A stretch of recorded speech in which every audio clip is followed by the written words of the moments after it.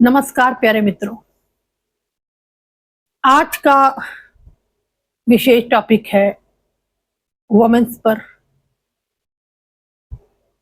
हमारे समाज में लड़कियों ने एक कदम आगे बढ़ाया पढ़ाई लिखाई की तरफ।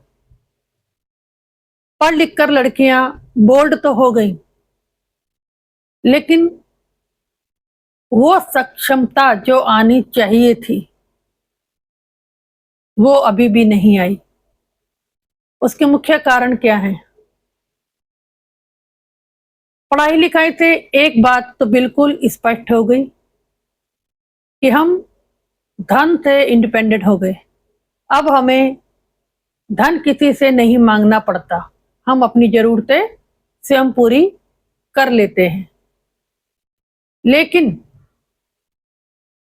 बावजूद इसके ससुराल में ही लड़कियों को, बेटियों को क्यों मारा जा रहा?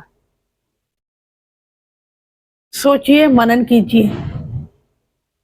उसके कुछ विशेष पहलू हैं जिन पर हम चर्चा करेंगे।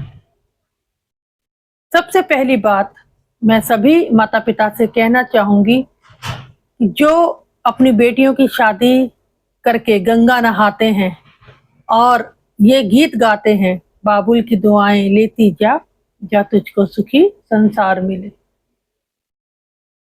तो सबसे पहले अपने जीवन में झांकें कि क्या शादी करके आप जिस स्त्री को अपने घर में लाए हैं उससे पूछें कि उसको आपके साथ सुखी संसार मिला है? शायद नहीं।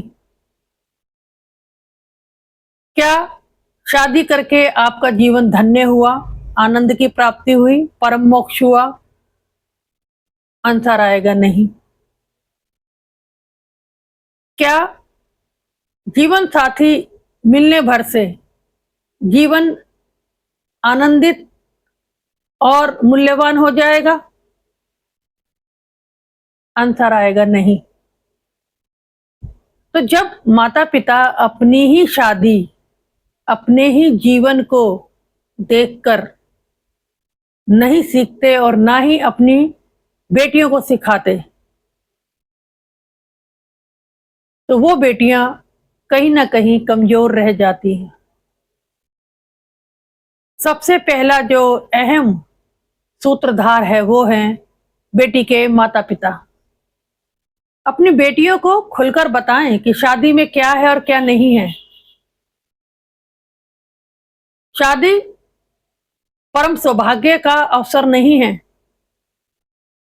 अब शादी एक व्यापार है। अब पति परमेश्वर नहीं है, थे तो खैर पहले भी नहीं, लेकिन अब और ज्यादा शातिर हो चुके हैं। जितनी ज्यादा हमने डिग्रियां हासिल कर ली हैं उतने हम शातिर होते जा रहे हैं।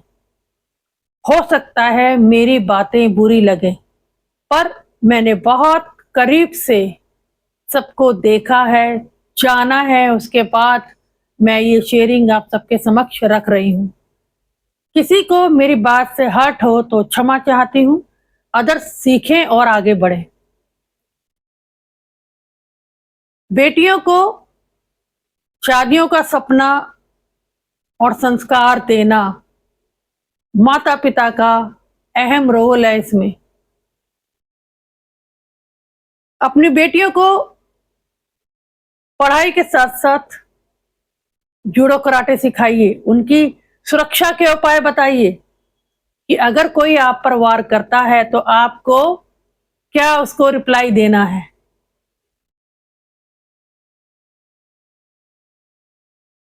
योगी जी की जन सुनवाई सुरक्षा जो स्त्रियों के लिए है उसके बारे में बताइए, फोन नंबर दीजिए ताकि कोई दिक्कत आए तो वो पुलिस को या जन सुनवाई में अपनी अर्जी लगा सके।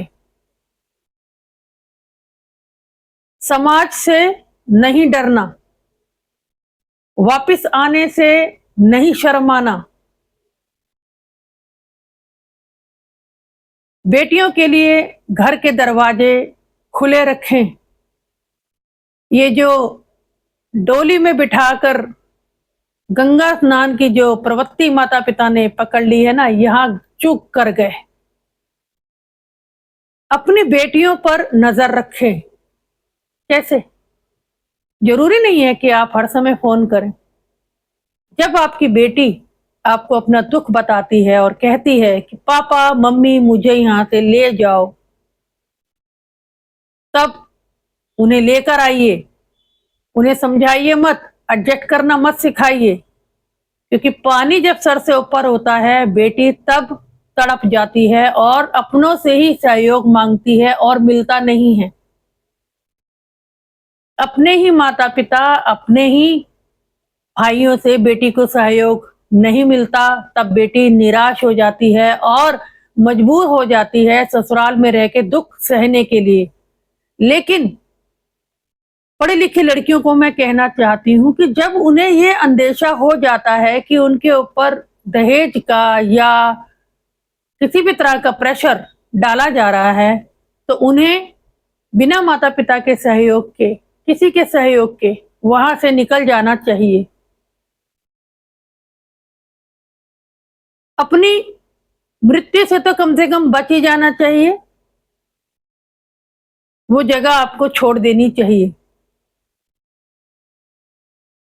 आपके हाथ में मनी है, पावर है, तो अत्याचार अगर आप पर हो रहे हैं तो आप क्यों वहां टिकी हैं? मैं सभी लड़कियों से ये प्रश्न पूछना चाहती हूँ जो मैरिड हैं या जिनकी शादी होने वाली है।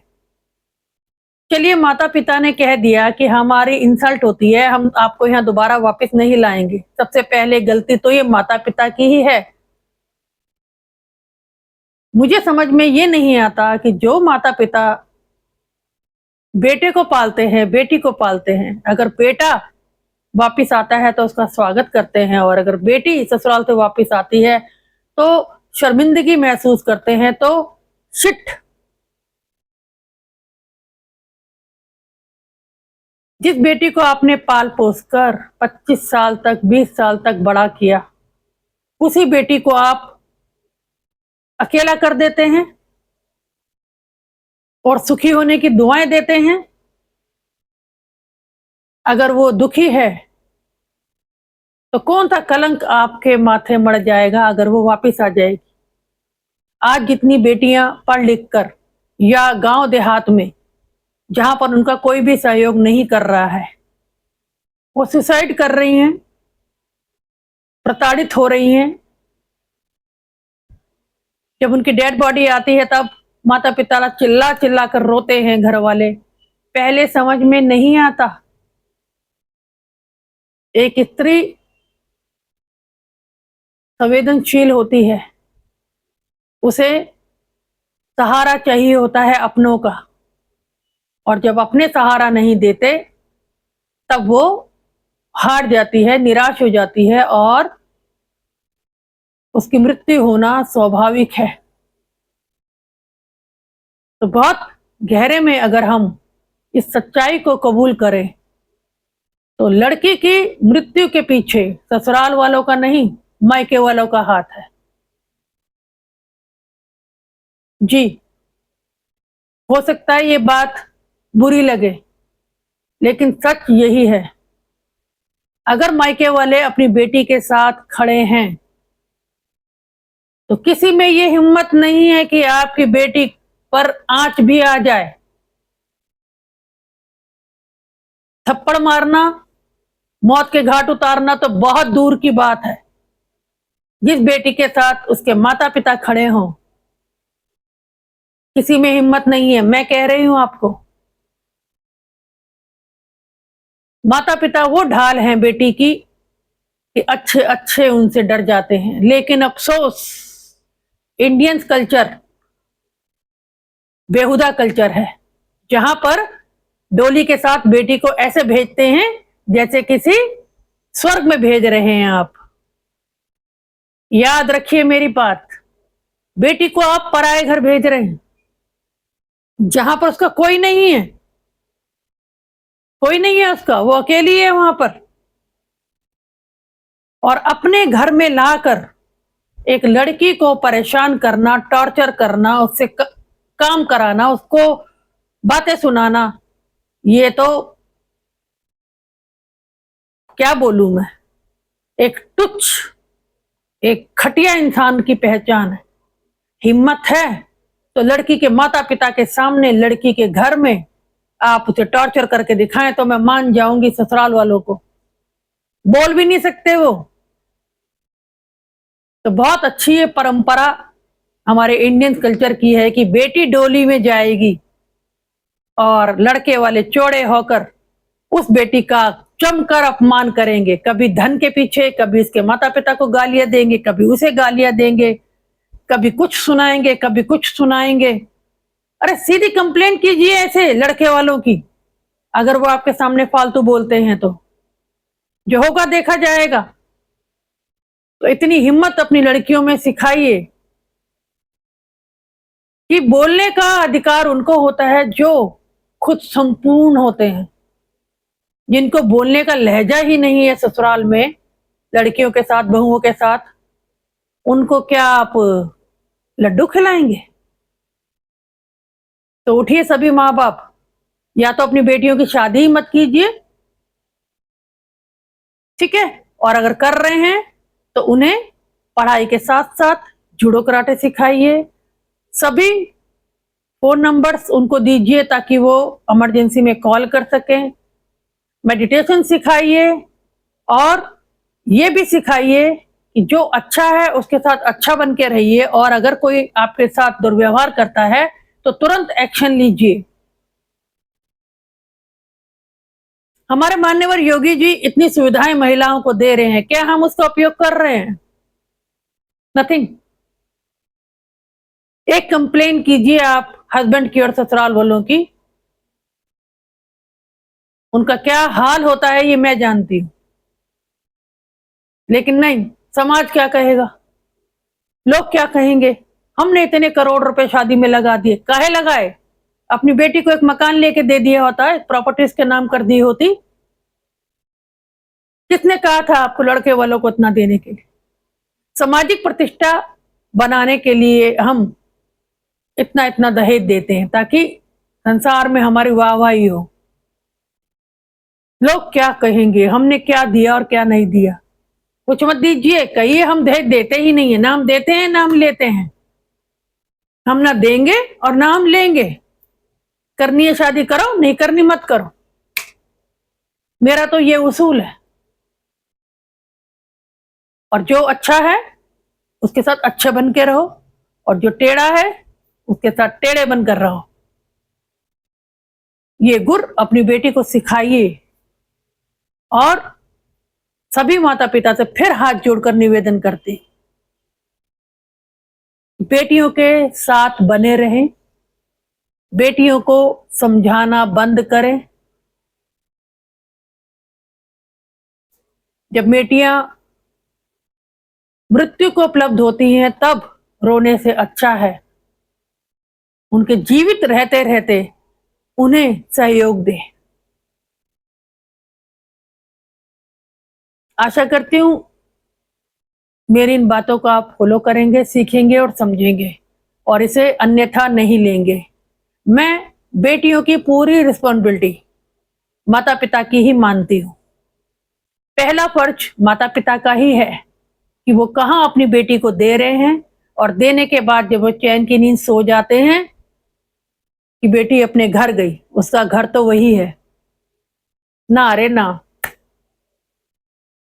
बेटियों का घर ससुराल कभी भी नहीं हो सकता, कभी भी नहीं। बहुत लंबा समय लगता है ससुराल को अपना घर बनाने में, ये रियलिटी है। इसको आत्मसात कीजिए। डोली के साथ बेटी को एक हौसला भी दीजिए, हम सदैव तेरे साथ। कोई आपकी बेटी का बाल विवाह का नहीं कर सकता, नहीं कर सकता। और तुरंत एक्शन लीजिए। वुमेन्स के लिए पुलिस योगी जी सदैव तैयार है, उनका सहारा लीजिए और अपनी जिंदगी को सुरक्षित रखिए। शादी को सब कुछ मत मानिए। एक समय था, मैं मानती हूं, मैंने भी अपने दादा दादी के समय पर, नाना नानी के समय पर देखा था कि सब कुछ शादी पर ही आकर टिक जाता था। एक लड़की को पूरा संपूर्ण अस्तित्व शादी के बाद ही मिलता था, लेकिन अब वो समय नहीं है। जागिए, होश में आइए, बेटियों को, अपनी बेटियों को मरने से बचाइए। हम तो अपनी बेटियों को नहीं बचा पा रहे हैं, दूसरे की बेटियों को कैसे बचाइएगा। बहुत शर्म की बात है, बहुत शर्म की बात है कि माता पिता जीवित हैं और बेटियां।